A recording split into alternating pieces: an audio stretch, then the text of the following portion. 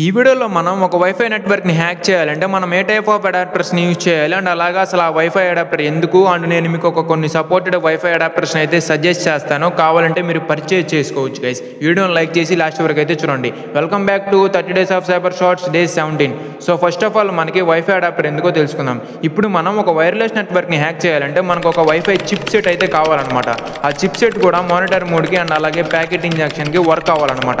So ఈ monitor mode అనేది మీకు తెలియకపోతే ప్రీవియస్ వీడియోస్ చూడండి గైస్, మీకే అర్థమవుతుంది.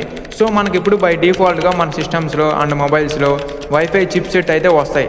బట్ ఆ వైఫై చిప్ సెట్ అనేవి మనకి ప్యాకెట్ ఇంజక్షన్కి అండ్ మానిటర్ మోడ్కి అయితే సపోర్ట్ చేయవు అనమాట.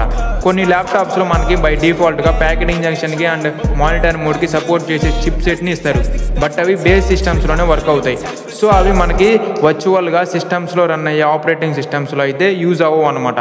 ఎందుకంటే అక్కడ హ్యాకింగ్ అనేది ఖాళీ లైనక్స్ని యూజ్ చేసి చేస్తాం కాబట్టి. సో ఖాళీ లైనక్స్కి అవి సపోర్ట్ చేయవు గైస్. సో అందుకని మనం ఎక్స్టర్నల్గా ఒక వైఫై అడాప్టర్ని అయితే పర్చేజ్ చేయాలి గైస్. ఆ వైఫై అడాప్టర్ కూడా మానిటర్ మోడ్కి అండ్ అలాగే ప్యాకెట్ ఇంజక్షన్కి సపోర్ట్ చేసే విధంగా ఉండాలన్నమాట. సో నేను మీకు ఒక 3 అడాప్టర్స్ని అయితే పిక్ చేశాను. నేను పిక్ చేసిన 3 అడాప్టర్స్లో 2 అడాప్టర్స్ అయితే బడ్జెట్లో దొరుకుతాయి గైస్. అండ్ థర్డ్ వన్ వచ్చేసి హై కాస్ట్లో అయితే ఉంటుంది. సో మీరు ఎఫర్ట్ చేయగలుగుతాను అనుకుంటే పర్చేజ్ చేయొచ్చు గైస్. సో లింక్స్ వచ్చేసి ఈ వీడియో డిస్క్రిప్షన్లో ఇచ్చాను, ఒకసారి వెళ్ళి చూడండి guys. Thank you, stay tune.